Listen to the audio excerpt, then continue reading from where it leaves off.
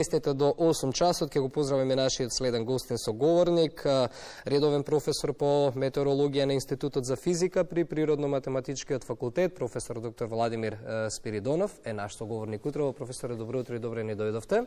Добро утро, благодарам на поканата. Имаме две теми кои што утрово ќе ни бидат во фокусот. Втората тема која што исто така важна, вториот дел од темата ќе оставиме за малку подоцна. Сега за тоа што е исто така доста важно за идните студенти. Во четврток и петок првиот уписен рок за идните студенти, па би сакал да ја отвориме прво темата околу тоа каков е трендот за студиите по метеорологија. Кои се вашите очекувања годинава пред стартот на уписите? Да, моите очекувања може би беа повеќе амбициозни, меѓутоа ете се случува сосема спротивно, иако на Институтот за физика при Природно-математичкиот факултет во 2022-2023 година се отвори нова студиска програма, значи нова акредитација за прв циклус студии по метеорологија. Сепак, за жал, интересот на младите да се запишат на студии на оваа студиска програма се мали. Јас себе откако сум на факултет, значи од 2021 година, претходно бев визитен професор на универзитетот во Виена 2 години, споделувам две различни искуства. Значи, во Виена навистина имав прекрасни студенти, 30 на студенти, значи на постдипломски студии, предавав и интердисциплинарни студии, атмосферски системи, предавав и на студии од прв циклус по метеорологија, кога предав овде на ПМФ. Многу малку студенти се интересираат за метеорологија, иако во оваа фаза додека сум таму, и се уште сум таму редовен професор, еден магистрираше и двајца студенти дипломира. И сега има актуелно една студентка, односно еден студент, кој што ќе биде оваа година, четврта година на студии. Сега очекуваме во првиот уписен рок, ете да мотивираме, можеби некој студент да се запише на овие студии по метеорологија. Зошто се вакви бројките? Дали можеби поради перцепцијата за ограничени вработувања, дали можеби поради не знам, потребата од сеопфатен и посовремен пристап можеби кон самите студенти? Каде ги гледате? Ајде, јас не би ги нарекол ова грешки, меѓутоа каде ги гледате пропустите за да може во иднина заедно вие како професори целиот тим да работите кон зголемување на бројот? Па, моје мислење значи, би требало да има систематски, односно системски пристап во односот на промоцијата на метеорологијата како гранка од областа на физиката, научна гранка, која што е се понеопходна во општеството. И важно. И токму тоа и се случува. Значи, тоа што значи? Тоа значи дека како во минатите години, кога, значи, зборувам сега пред 10, 20, 30 години, кога јас бев студент, значи тоа беа организирани студии кога самоуправната интересна заедница во тоа време на нашата држава ги финансира студиите. Значи имаше доста заинтересирани и понатаму во рамките на тие студии им беше ветено, односно дека сите ќе најдеме вработување во рамките на системот за заштита од градобиност. Тогаш така беше едноставно актуелен тој систем за заштита од град.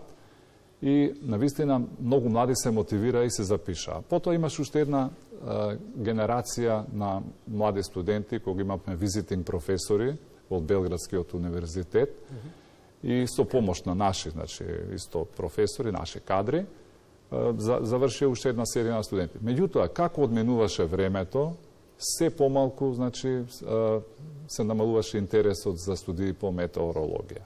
Меѓутоа, од друга страна пак, се поголема е потребата, затоа што за една, две, да речам, 3 години, голем дел од дипломираните метеоролози во Македонија ќе заминат во пензија. И од управата, и од аеродромот во Скопје. Така да, нашата држава, значи, ќе остане на само неколкумина дипломирани метеоролози, кои што се млади, на нив треба да се, како да кажам, да се базираме во целокупната работа во делот на хидрометеоролошката дејност кај нас. Сега, има и една група студенти кои што се одамна дипломирани за жал, поради X причини, не се вработени се уште и тие работат во други области. Така да, сега тие, колку би можеле тие да се вклучат во ова, би можеле, секако тие се компетентни и стручни, меѓутоа сега едноставно дали се веќе мотивирани, со оглед дека веќе подолго време работат, или како наставници, некои од нив работат во медиуми како метеоролошки презентери или временски презентери, и да не ги набројувам другите професии кои што не се, значи, метеорологија. Така. Оно што го правите заедно со тимот е што редовно ги следите трендовите и потребите на факултетот, кога станува збори за програмите, за прв пат студиска програма за мастер студии по метеорологија. Ајде така ќе почнеме околу овие новитети. Тоа е нова работа од оваа година. Значи, на почетокот на разговорот напоменавме дека нова студиска акредитирана програма за прв пат, значи, самостојно метеорологија се изучува уште од првата година, од 2022-2023 година, на Институтот за физика. Иако таму постојат и останати студиски програми, кои што се доста атрактивни. Сега, само да додадам, ако дозволите, значи, првиот концепт е базичен, значи, за сите студенти од сите студиски програми, па и оние што ќе се запишат на метеорологија. Тоа се оние, значи, класични физички предмети, математика и така натаму, и сите предмети што се од областа на физиката. Нито е велам, метеорологијата се изучува за прв пат уште од прва година. Така да, значи, има прекрасен кадар, тоа го покажуваат и сите овие резултати кои што се остварени во текот на ова лето, посебно овие млади талентирани млади физичари талентирани кои што освојуваат бројни награди и од областа на физиката и хемијата и географијата, односно геофизичките науки и математики, да не ги набројувам другите. Значи, ПМФ по тоа е препознатлив, бидејќи компетентните кадри и професори на вистина се залагаат за сите оние млади талентирани да постигнуваат покрај нивниот индивидуален талент и да дадат допринос во тој сегмент. Со тоа може навистина многу да се пофалиме, бидејќи оваа година на Олимпијадите беа освоени бројни награди. Тоа е еден сега аспект во делот, а мотивираноста на студентите за студии, значи, на Институтот за физика, посебно зборувам јас за метеорологија, е помал. И затоа навистина би сакал да ги охрабрам, да ги мотивирам младите да се запишат на оваа убава научна дисциплина, метеорологија, бидејќи, велам, ќе биде се понеопходно, живееме во едно време на климатски промени. Климатските промени постоеле, и тоа сега се забрзани и ги гледаме нивните деструктивни влијанија.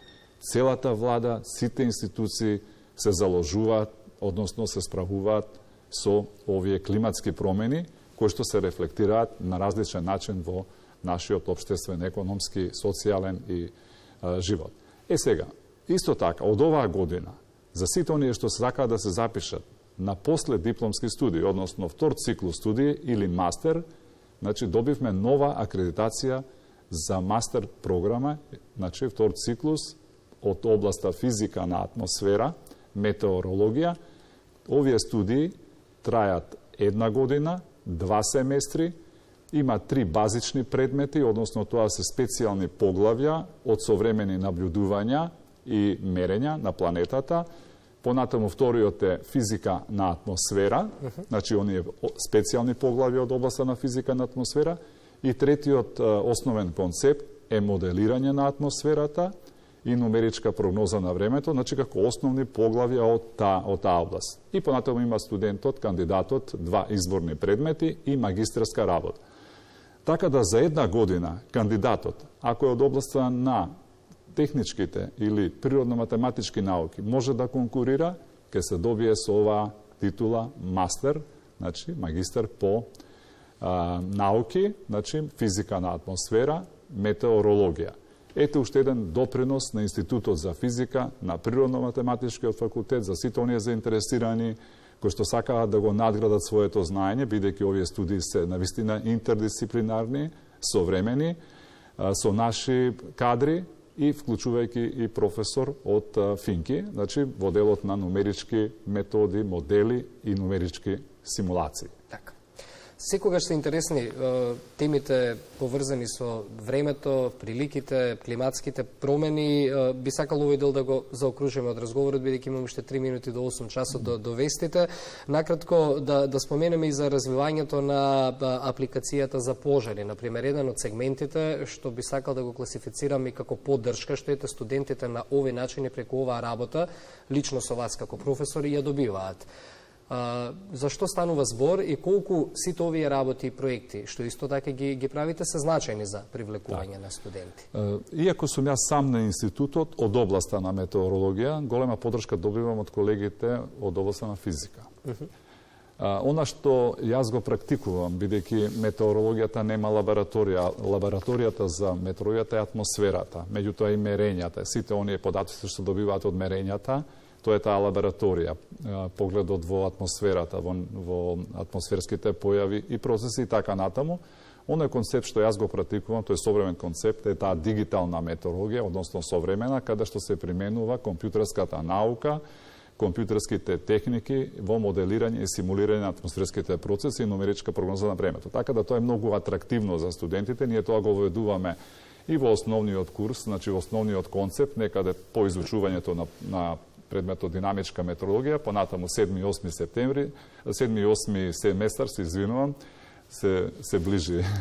Се ближат уписите, затоа. Се ближи, да, пред празници сме, така се извинувам за овој лапсус. Така да, значи, многу атрактивни, значи, области кои што допираат во нашиот секојдневен живот. И во тука исто така, оно што е многу значено во делот на климатските промени, вие го споменавте, развиваме апликации кои што се доста атрактивни за студентите, затоа што, например, апликацијата за аерозагадување, која што исто така компјутерска симулација со атмосферско-хемиски модел, кој што ги симулира процесите на аерозагадување во градските средини. Понатаму имаме апликација за прогноза, проценка на опасност и ризик од пожари, тоа е нова апликација, која што ја вклучивме ова лето со колегите од Финки, за да помогнеме на институциите и на јавноста во делот на информации, бидејќи превентивното делување во односот на пожарите, информациите неколку денови однапред за жариштата или потенцијалните области кои што може да бидат со поголем метеоролошки временски ризик за пожари во односот на ветровите, влажноста и така натаму температурите, е многу корисна алатка. Исто така развиваме алатка за проценка прогноза на невреме. Таа алатка, за жал, јас се уште сакам таа мобилна апликација конечно да дојде, се нарекува Нотас, да дојде до израз, за да граѓаните исто така можат да имаат секојдневна информација во текстуален формат кога ќе наидува во нивната област некое посериозно, поизразено невреме. Така да веќе колегите во Србија, беше најавено и на медиумите, веќе промовираат таков систем, значи за информативен систем преку мобилната технологија, да добиваат текстуални формати за поплави, за пожари, за невремија. Тоа беше наша идеја уште пред неколку години, меѓутоа малку поспоро ја развиваме со колегите од Финки. Ви благодарам многу за разговорот. Оставаме на тема климатски промени да поразговараме и додека траат самите уписи на факултет, да поканиме повторно да ги анимираме студентите. Да, јас не би додавал после вашата одјава, мито само да кажам дека на овде во ова утринска програма често сум гостувал и уште пред да настапи летото. Јас кажав дека оваа година ќе биде во делот во знак на климатските промени, климатските варијации, и нашата држава ќе се соочи со големи негативни консеквенции. Посебен акцент ставивме на екстремните температури, топлотните бранови и развивањето на шумски пожари. А пред почеток на есента најавуваме една ваква конкретна тема, каде што ќе ги соопштиме деталите. Ви благодарам за гостувањето во Македонија. И јас ви благодарам за поканата.